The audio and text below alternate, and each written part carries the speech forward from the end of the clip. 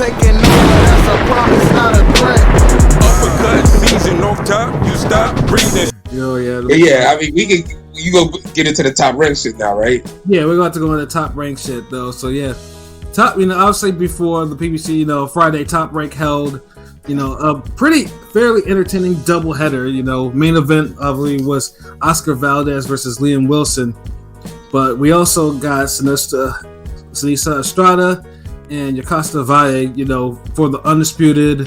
What is it? Minimum weight or atom weight? It's different for women. It's one atom weight. This nigga is minimum weight. Nigga, I've heard atom weight too, bro. I was like, for this atom is what? Like what? ATOM? Like atom? Like molecule? Yeah, nigga. Yeah, atoms, nigga. Atom. What nerd ass nigga? Never left the front porch ass nigga decided to give it that name. I mean, something that sounds better than minimum weight. Minimum weight at least sounds serious. Like atom weight is like that's fucking comic book shit. Like nigga, that sounds universal, my nigga. Minimum weight is like yo, you gotta be like this heavy to fight, nigga. Like you gotta be this weight, like atom weight. Like what the fuck? Like what kind of watchman shit is that? But yeah, keep going. My bad, bro. No, you good. Yeah, and truthfully, and I mean, at first it's like, damn, a Friday top rank card. But this is one of those things where they put this shit on ESPN Plus instead of regular ESPN. And like I said, I mean, I won't go into that because I mean, like I said, I like ESPN as a product though, but Top Rank just be how they pick and choose what cards are only ESPN Plus only. Sometimes it's kind of weird. Particularly when you have a fight there that should be shown to, at least to the more to the masses, But like I said, it's college basketball season, and it's shouldn't be that way. Sometimes ESPN shows love to basketball a lot, especially college basketball, any college sport for that matter. So yeah, like nothing crazy happened on the undercard. Like Rodolfo Delgado scored a brutal knockout. He was looking mid at first, looking like the future Barboza. He's basically to me the new Barboza.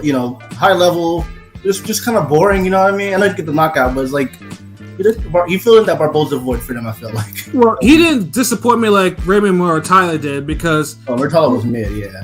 He was mid too, and basically he stopped. I don't know why he didn't stop Dude, but Dude was kind of boxing him up in spots.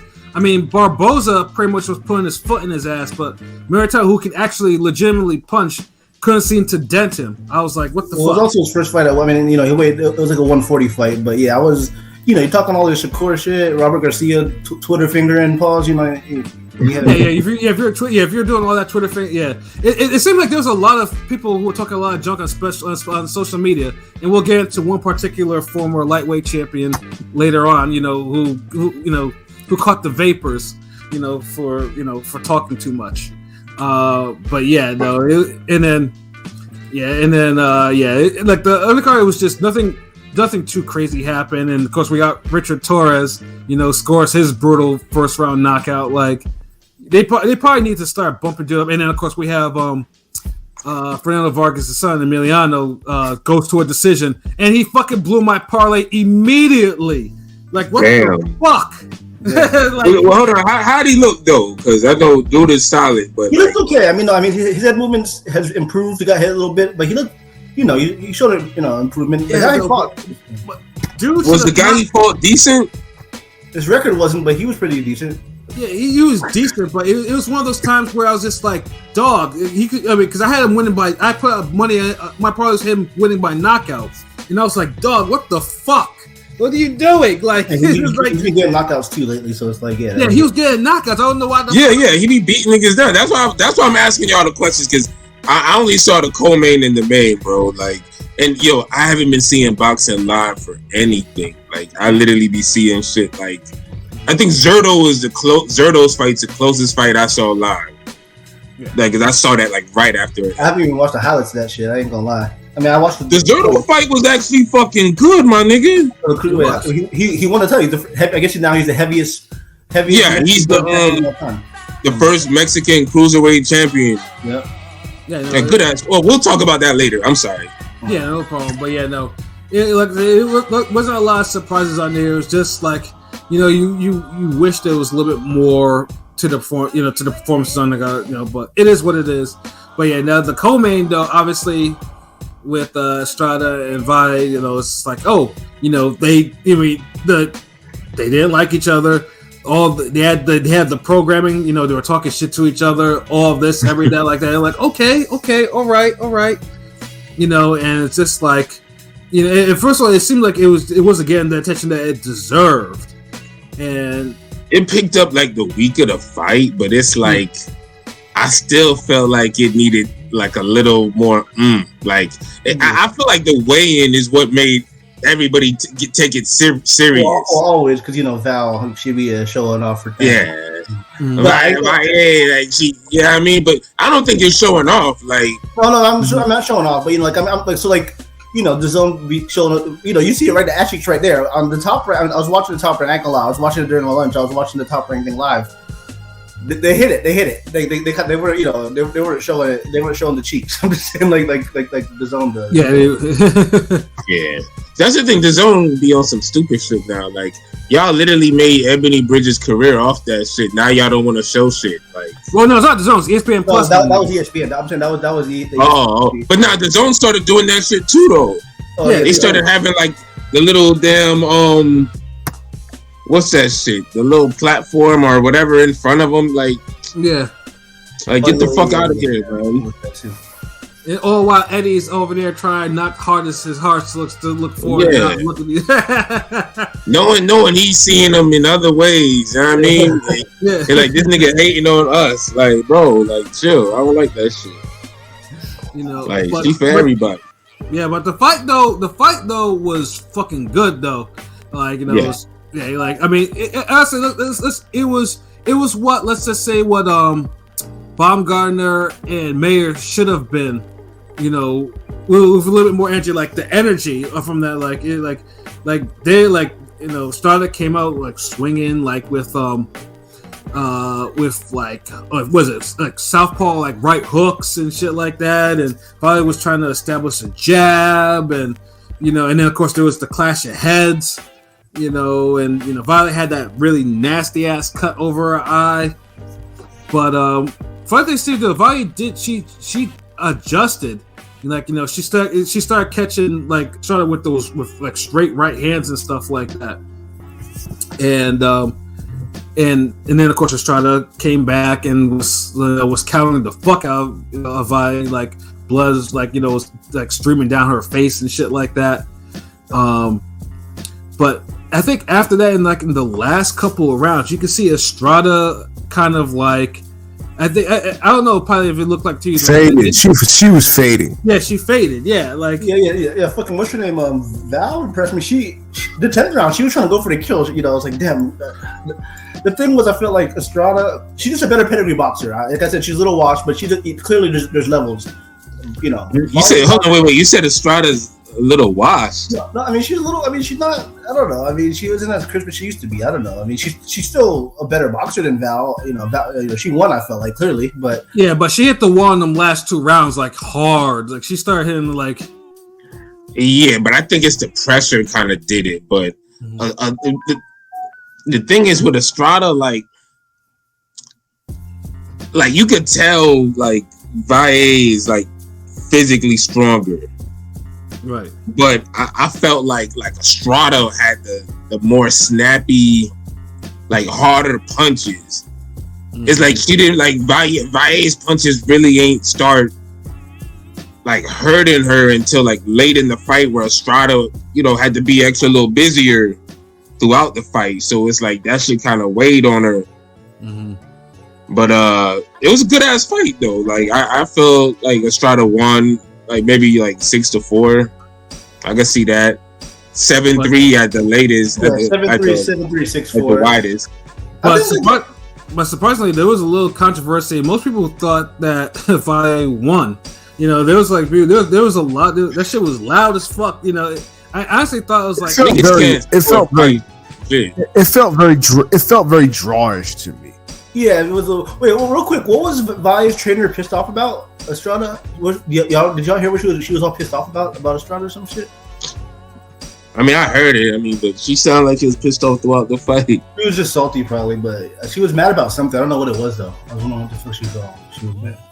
I mean, because this is the thing. Like, I felt Estrada won the damn first half,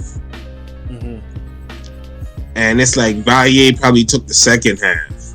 Right. But it's like Estrada still had rounds in that second half. See, I thought it was like 3-2 of Valle maybe, and then Estrada won though. Estrada, but I feel like because I'm just like Estrada, like Valle wasn't really connecting like that in the first half. Like she was landing, she was pressuring her, but like Estrada, like Superbad was fucking snapping her fucking head back, my nigga. No. Oh, Miss 702, appreciate the super sticker. I think you're the first one. Appreciate that. You know what I'm saying? Like, I say again, it's gotta reiterate, like I said, we got supers. I know everyone's asked about the supers, so we got that for you. You know what I'm saying? Like we got that for you. Get them likes up. Get them likes up. Get them likes up, you know, like I said. Don't maybe play some bullshit ass 90s R&B dance music, nigga. Nigga, shut up. I'm gonna get some off the wall shit. Like, now I'm gonna bring some shit from Caribbean rhythms, nigga. Like, shout out to Rachel, whoever up our ass at. But yeah, I'm gonna throw back. But yeah, salute. We appreciate it. Yeah, we in here now. I mean, so get them likes up. Yeah, absolutely, though. Yeah, Beyonce back. But yeah, though, like I said, though, I mean, I have no problem with Estrada winning the fight, not even with the scores or anything like that, though. But the ones that I like, Valle is actually the one of those, won the 97, 93, 96, 94. Like y'all need to stop that. At best, it was a draw. You know, yeah. Even I would feel like a draw would be a robbery though. Like Valle, like 5 rounds. Like I don't think Valle won no fucking 5 rounds, man. I mean, I hear you, bro. Like it'd be like hard pressed, like, damn. I mean, with the draw, I wouldn't be pressed about it because I like the fight a lot, you know. But yeah, like, you know, okay, if y'all want to have the new robbery and just had a draw, okay, I'd rather that. But like, I don't mind an immediate rematch for this type of fight, like. No, I don't, and yeah, I'd welcome it too. Like I said, you know, but yeah, the fight. Yeah, I mean, I get it. Estrada may not be as popular as people. If someone too says, I got a few more dollars if Pat came up. You gotta have the Dave Rufus on the. What's that? The Dave Rufus the. Oh damn. Oh man! Oh, so what, you talking about the glasses and everything like that? What you talking about? Yeah, them big ass Coke glasses, nigga. Nigga, the women love those glasses, nigga. I'm a superstar. Oh man! You know what I'm saying? You know, but yeah, no, that fight was fire. You know what I'm saying? So yeah, kudos. Kudos. Should have been the fucking main event. Yes, it should have been. In of course, I titled it as such in the preview. It should have been. Not like the main event slacked for anything, you know, with Liam Wilson and Oscar Valdez. It was a good fucking fade, you know. It was, but I just felt like, you know, like, I mean, I don't want no one to be feeling like I'm biased or sexist and that, because I train a lot like women, but I'm like, and I don't feel this way with any, like, it's just, sometimes it's their time, yo. Let them have their time. And I felt like this was one of those moments where it was like they deserve that headline spot for this fight. It's been building up animosity, competitiveness, all of that. Like, I could just imagine if PBC was behind this fight. Yeah, they probably would have talked it up and more. They probably would have given it shoulder programming, because I don't think this fight had any shoulder programming like that. I don't think it had any. We needed like a behind access scenes type shit, like real talk. Like, oh, salute, Miss 702. What it do? Okay, I'll be right back. I guess I gotta go show myself. Yeah, nigga, get your whole ass glasses on, nigga. Like, damn. Shit, fuck it. I put mine on there and shit. You know what I mean? You're like, excuse me, we in here. Ring gang. Like, well, what's good? Oh, Android, hey, what it do? What it do? Salute. Didn't even notice this was up. Gotta break the super chat. Yeah, like honestly, like Pat texted me this morning with the screenshot, and it's like that was like probably one of the best texts I got from this nigga, because over the years of doing Ring Gang, I've gotten all type of texts from this nigga, and from beefs to assignments to planning shit to interviews to vocals. We've been through a lot with this, and to get a fucking text of a milestone is like I almost couldn't appreciate it because I got so much shit going on, but it was a great fucking text.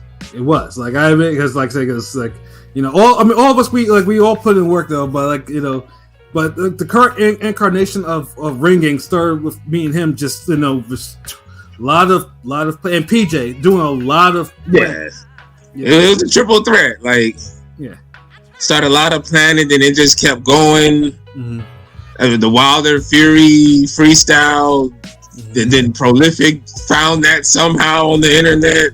Nah, I want to interject real quick. I just want to appreciate y'all really, because I was getting back into boxing around the Thurman Swift fight, and I, you know, tried other podcasts, but when I listened to y'all, you know, y'all were from the Collie, and I was like, I just fuck with y'all, man, like, because y'all were unbiased, you know, there was none of that super pro black shit, you know what I'm saying? Like, we're not coons or anything. I'm just saying, you know, there wasn't none of that bias you hear on every other fucking channel and platform. So, you know, we're all personalized, but we love boxing with a passion and other things too. So it's just like, you know, we gotta have a platform for just regular barbershop talk about not boxing, about other things like that, because that's just been our appeal. That's always been our thing since day one. Just just to have that type of appeal. So it's just now that we're seeing a lot of things coming to fruition. Like it's a wonderful thing.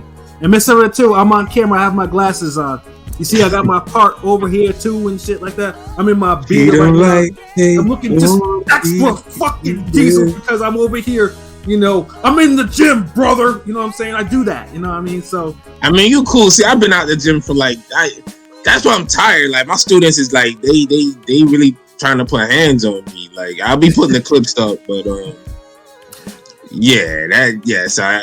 but this swole ass nigga, like but yeah, it's been a journey, bro. Like it's been a real journey though. But it's a journey, like I said, it builds a lot of character. Like you learn a lot. Like I can't even, and someday we'll probably just have a ring gang, like a chat, like a conversation, like a segment on just literally from beginning and like how all this shit. Yeah, like we still got had a celebration, like like I want to do the giveaway, all that shit.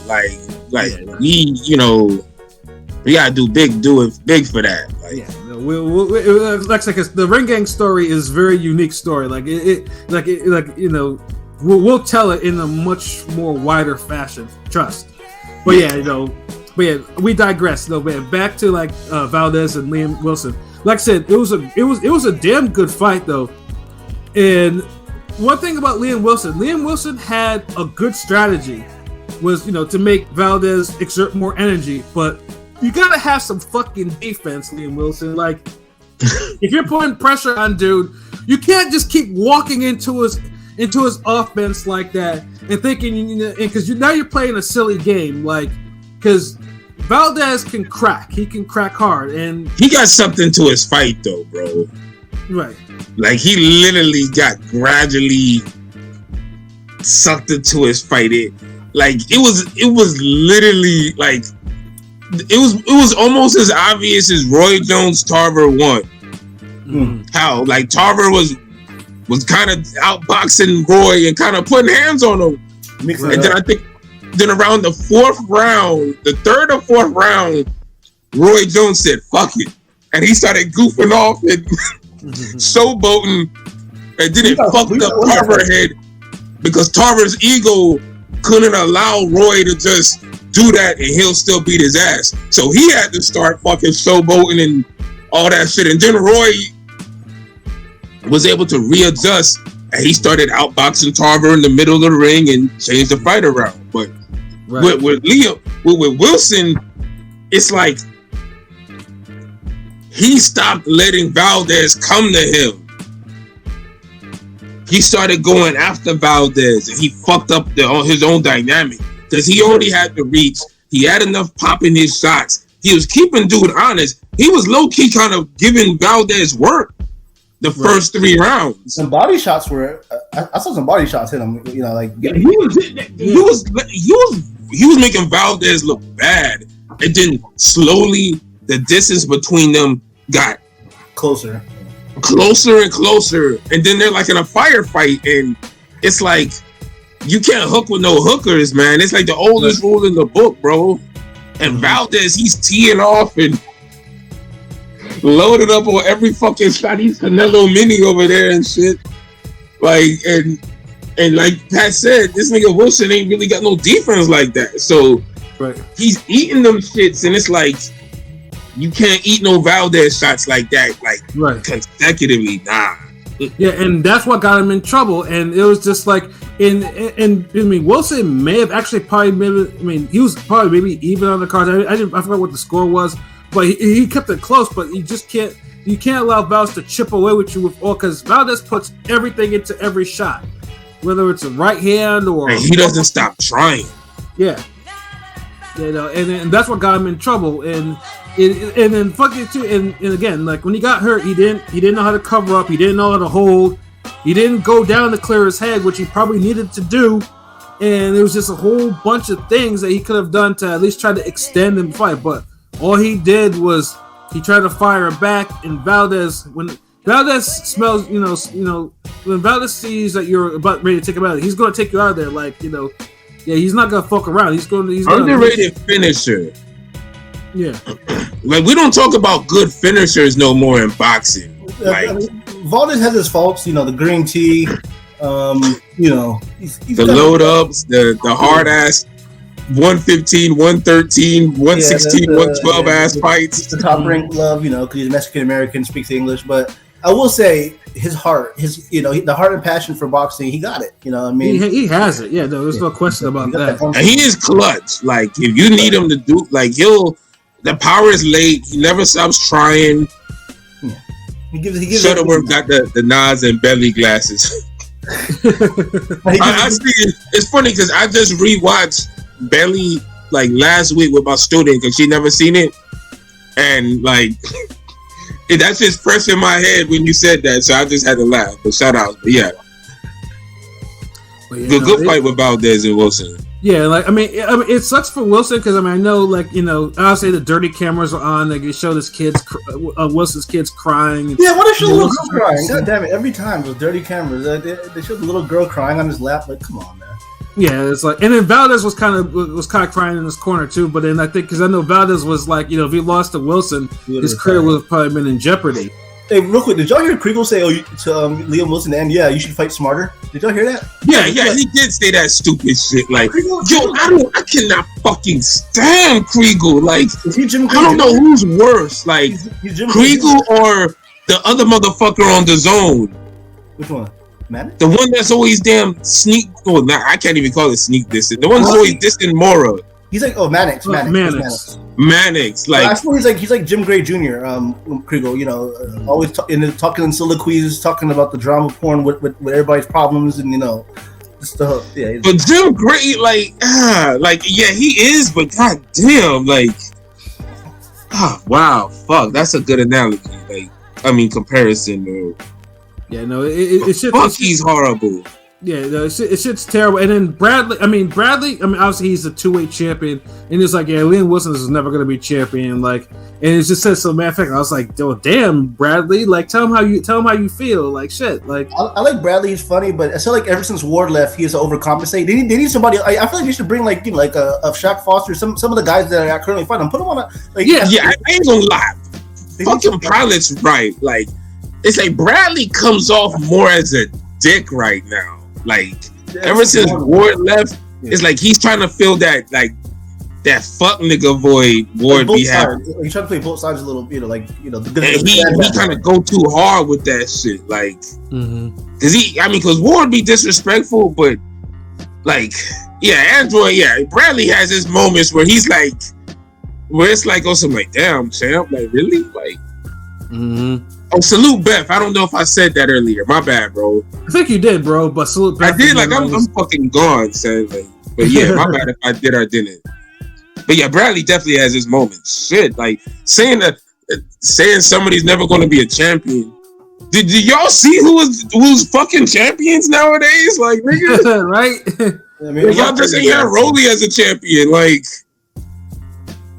Yeah, like I mean, it just sounds like it's like like he just fought hard. It's like he just fought hard for you. Like it wasn't like you guys ass beat. Like he was giving it to Valdez until Valdez. I mean, he might be right in a sense, but I mean, like you never know. I'm just saying, But I mean, be tactful. Like, see, and this is this like. Why can't niggas have like a balanced view of this shit? Shout out to Ring Game. Like, we're not asking you to be like Big George Foreman, bro. But don't be on some super negative Nancy fucking. He'll never be. Motherfucker sounded like Junior from The Sopranos. He never had the makings of an all-star, a varsity athlete. Yeah. Like, yo, shut the fuck up, nigga. Like, it's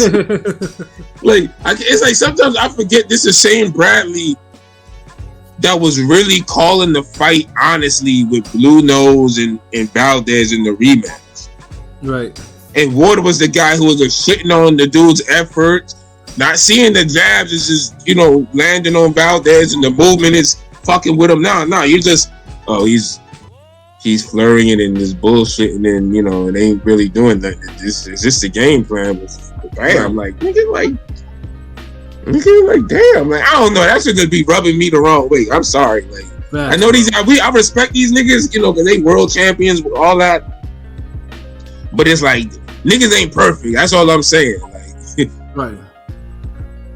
Yeah, no, it's just. I mean, like I said, and it's not like Wilson was just a couple fights removed from giving Navarrete, who's damn near pound for pounder, a lot of trouble. So could say that man can't do anything is just in that fight, bro. He got disingenuous. I think he got a 20-second count on that fight. When Navarrete got dropped, he was down for legit 15 seconds. Yeah. So shades of Hatton, Visconzo, Cano. Yeah. Australians, it was a bad weekend for Australians. We'll talk about a little later. But but they have, they got the mentality. They got a warrior mentality. So, I'm just saying, like, yeah. Now they the new like low key Australia was like the new like Dominican Republic for like how like Dominican like they was popping at one point. Yeah. Then it's like they all kind of got put in their place respectively. Mm-hmm. And then it's like Australia kind of was like buzzing, you know what I mean? And then now it's like they're getting, I guess, put in their place. Like, yeah. I mean, everybody got their moments, nigga. Like, I'm just saying. Like, there's one thing I definitely want to bring up before we go talking about PBC though. Now yes, I know they sanctioned the belt Valdez and Wilson for that WBO 130 title or whatever. The problem I have with that, and we've retweeted it too, is neither of those two were like the 1 and 2 contenders. The number 1 contender was, Albert Prince Bell, who has been number 1 for a hot minute and who scored that, that highlight reel KO a couple weeks ago or whatever. Yeah, that was. And Albert Bell should have been the one that should have been fighting for that title or for interim belt, not really Valdez and Wilson. So I hope at some point, they do right by Albert Bell and actually give him a shot at Valdez or something like that because he deserves it. WBO stands for whatever Bob orders. Yeah, they knew. Look, bro, they knew Bell was the harder fight.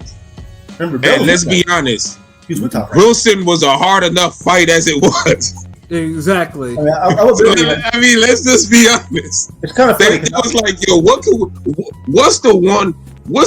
can we give Valdez the best opportunity to win this belt?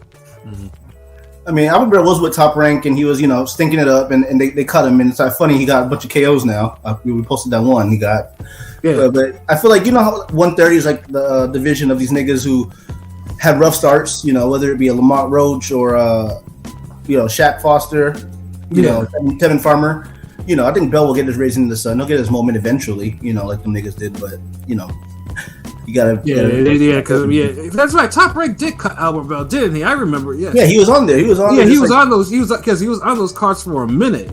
He was on there like Haven Brady, who got cut too. Now he's getting kills on OTX and shit. Like, it's just kind of funny how that. Maybe it's the matchmaking. I don't know. Maybe the spotlight. No, that's what I like about the stuff like OTX box and stuff like that. Some of these now, at least these cats have more of an outlet to go. Like, they're not relying on PBC, they're not relying on Golden Boy or whatever. Like, they have options where they can go and try to rebuild their careers and still have an audience of people that'll be able to watch them. Yeah, there's still a platform. Like, everybody like that. And thank you for mentioning that. Like, everybody don't have to be the top niggas in the game. Like, just to compare it to hip hop, like, because we all love music. Like even though there's golden eras in every era, there's little moments where the big niggas is shining.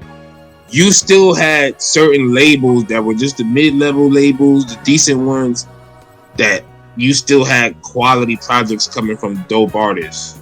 Right. So, like, everything wasn't Def Jam and Def Row, or Bad Boy. You had Loud Records, you had your Rockuses, you know what I mean? Right. So, and that's what, and that's what boxing needs. And when you at least have a platform, then I feel like that's when you could truly put your career in your own hands, because now you promote, manage yourself, get niggas to fuck with you, do events, just get creative. Because as long as you got a platform and you can fight, everything else is in your hands. So, facts. People really have opportunity. It wasn't always like that, but I'm glad it's getting there where, the have-nots, the niggas who get, the label drops them or shelf their album and niggas can shine somewhere else. So that's shout out to that. Exactly, yeah. That's the most underrated aspect of boxing and all this on all these platforms and all these things, like, just being available right now. Because, like I said, for a minute it wasn't like that, but now I'm glad that it's like a boxer can rebuild and hopefully get another chance at a big time promotion.